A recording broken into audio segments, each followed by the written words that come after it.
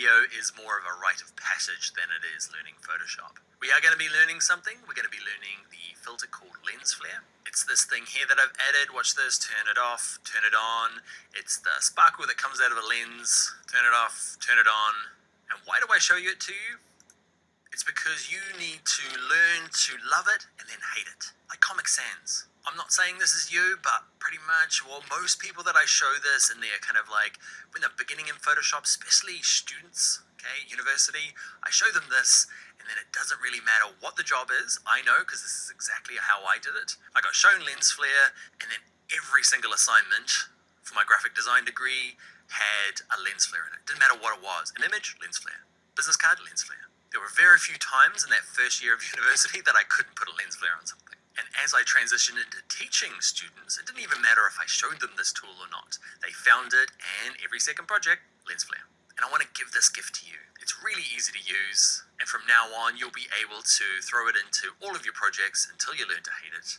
Then you'll be able to spot it in other people's projects and tut along with me. All right, let's get into it and learn how to make it work. Okay, to create our amazing lens flare, open up two files from that same filters folder we've been working from. It's called Lens Flare 01 and Lens Flare 02. With the layer you want the lens flare on, have it selected in the layers, and go up to filter, go down to render, and find the magical lens flare.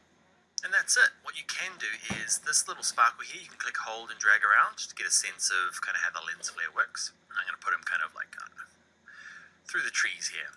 And I'm going to, you can obviously increase the brightness, lower the brightness, make it subtle, but remember, this is lens flare time. We want it to be obvious, so everyone knows. Now this is the traditional lens flare. This is the one I see on every first year university design student I've ever taught. You're only allowed to use this one, but then there's these other ones, okay, and they're just different looks, okay, different kinds of lenses react differently. And movie prime. Okay, experiment with the ones you want. I'm going for the classic, the 50 to 300mm zoom lens.